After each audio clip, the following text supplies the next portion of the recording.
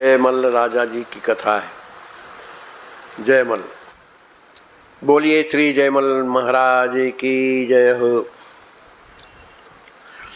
कहते हैं जयमल ये कोई मीराबाई की कौन थे? अच्छा, तो इनका भी स्वभाव क्या था कि राजकाज तो करते थे, विधि से करते थे, अच्छी तरह से करते थे, लेकिन इनका मन हमेशा भगवान में डूबा रहता था। रात दिन उसी स्थिति में ये राजकाज करते रहते थे। लेकिन होता क्या था कि राजकाज में बहुत बड़े काम भी तो होते हैं, कोई ऐसी घटना आ जाती है जिसके कारण राजा से कहना ही पड़ता है।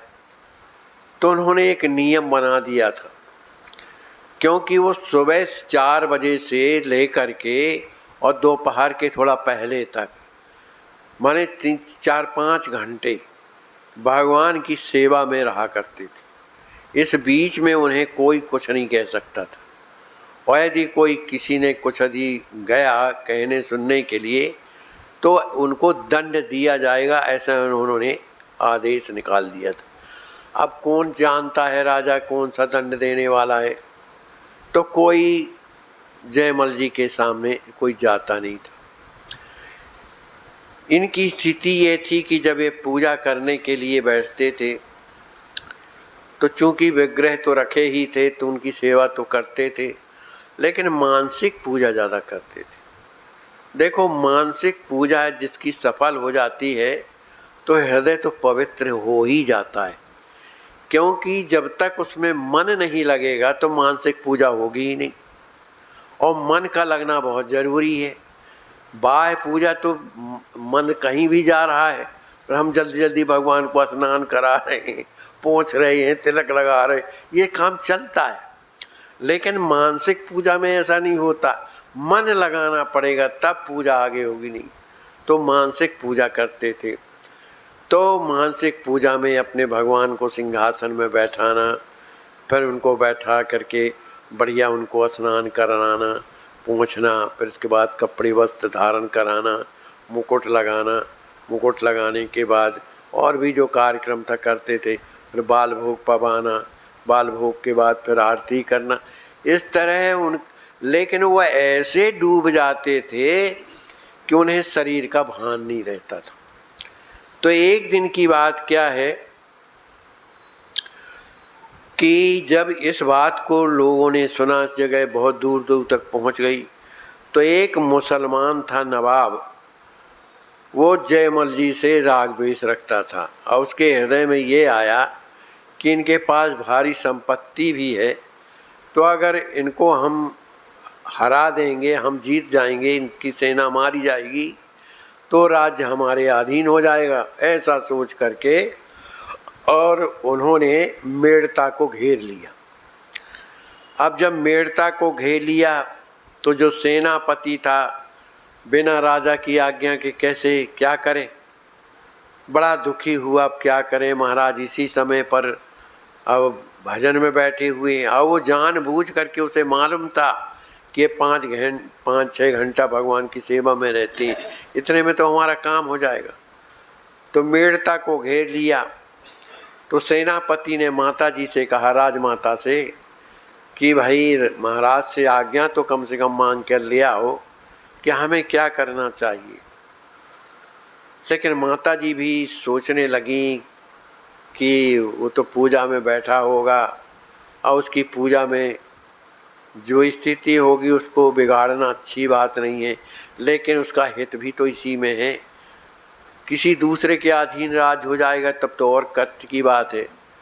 तो राजमाता अंदर जाती। जब अंदर जाती हैं, जब एकांत में बैठे हुए थे, तो उनका पूरा शरीर प्रकाशमान था, प्रकाश निकल रहा था, और आंखें बंद थी, और आंखों से आंसू टपकते नहीं थे, अश्रुधारा बहती थी, धारा लड़ी की लड़ी बह रही थी। उस स्थिति को देख करके माता ने सोचा कि इन भगवान के प्रेम में व्यवधान करना ठीक नहीं, लेकिन बार बार हृदय में आए तो फिर करना क्या चाहिए।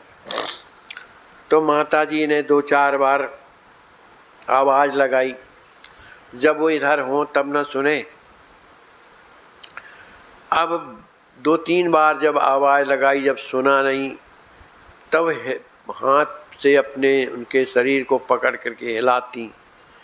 तो जब 2-3 बार जब हिलाया तो वो आनंद जिसका वो दर्शन कर रहे थे और जो सेवा में लगे हुए थे उसमें व्यवधान पड़ा।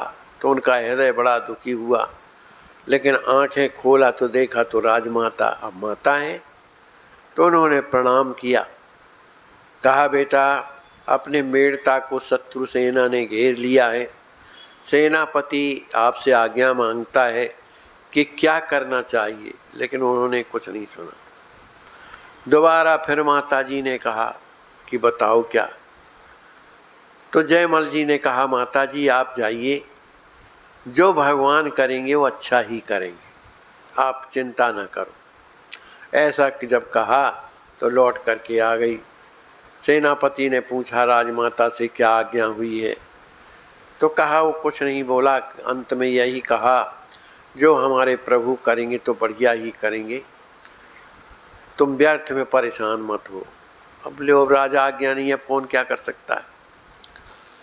अब जो जिसकी सेवा में लगा है अब उसका नुकसान हो जाए, ये कैसे भगवान को पसंद। कभी आज तक नहीं हुआ कि जो उनकी सेवा में लगा है और उसका नुकसान हो जाए, कभी ऐसा नहीं होता है। भगवान से ना रहा गया, वो तो बिल्कुल लगे हुए थे, बस गढ़ का जो दरवाज़ा था उसको तोड़ने वाले थे। अब सेना सब उसी परकोटे के अंदर रहती थी, तो चलो तोड़ें और फिर अंदर लड़ाई करें। अब राजा आज्ञा तो उसको मालूम था कि 5-6 घंटे ये पूजा करते। लेकिन पता नहीं कहाँ से एक बड़ा सुंदर नौजवान प्रकट हुआ और घोड़े में चढ़ करके उसने एक क्षण में जितनी भी सेना थी सबका संहार कर दिया। और जो नवाब आया था उसको भी ऐसा मारा कि मरे ना ये, लेकिन उसे भी अधमरा कर दिया और वहाँ पर वो कराह रहा था। अब जयमल महाराज का जब सेवा का समय समाप्त हुआ तब उठे और कोई हलचल नहीं। देखो जिसको भगवान पर भरोसा है वो निश्चिंत रहता है। धीरज धर्म मित्र और नारी आपातकाल परखिए चारी। इसी तरह भगवान का तो भरोसा तभी है कि महान से महान विपत्ति में भी अब वो भगवान के भरोसे रहता है। इधर महाराज जयमल उठे, उन्होंने कहा चलो भाई हमारा घोड़ा लाओ, हम चलते हैं बाहर।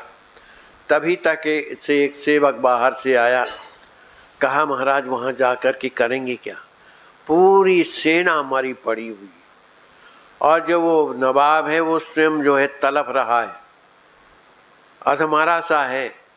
अरे भाई ये कौन ऐसा कर दिया। आखिर बाहर जाते हैं, देखते हैं तो सही में सेना हमारी पड़ी हुई थी। और घोड़े जो लेने गया था उसने बताया महाराज घोड़ा तो इस समय हाँफ रहा है, उसके पूरे शरीर से बिल्कुल पसीना बह रहा है। अरे कौन ले गया था भैया।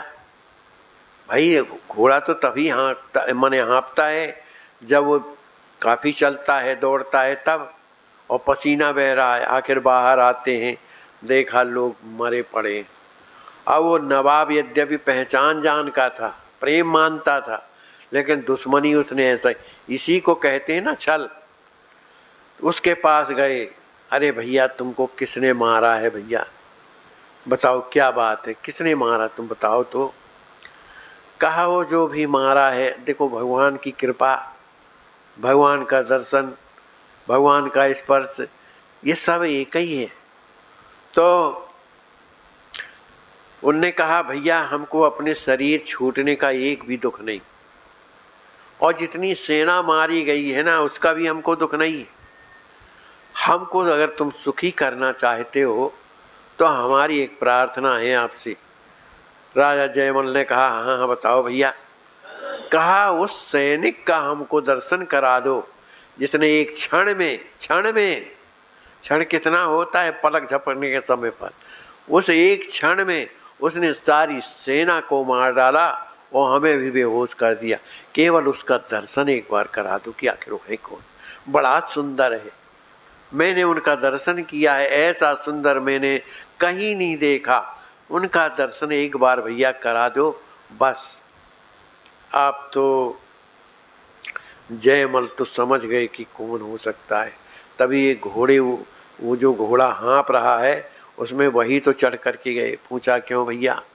जो घोड़ा था वो काले रंग, उनका घोड़ा काले रंग का था जयमल जी का। कहा हाँ काला ही था, बिल्कुल बिल्कुल समझ गए। अब देखो इतने बड़े राजा हो करके, देखो भगवान के ओर जो चलते हैं वास्तव में उनके हृदय में बुराई नहीं होती। वो नवाब है, उसके चरणों में गिर गए जयमल। अरे भैया तुम तो कितने भाग्यशाली हो, मैं तो जीवन भरा ढोंग भर करता रहा, कभी भगवान का दर्शन नहीं हुआ। वो बताओ श्याम सुंदर ने तुम्हें दर्शन दिया, तुम तो मुझसे बढ़ करके हो। चरणों में गिर गया। राजा जब चरणों में गिरा, ये आप ऐसा क्यों कहते? उसका भी हृदय बदल गया, अब वो भी भगवान का भक्त बन गया। तो भगवान की कृपा होती है, जिस पर हो जाती है तो उसका सब कुछ बदल जाता है, अपने आप बदलना नहीं पड़ता है। इस तरह से जयमल जी की कथा पूर्ण होती है। एक और हम संत के मुख से घटना सुनी है। यद्यपि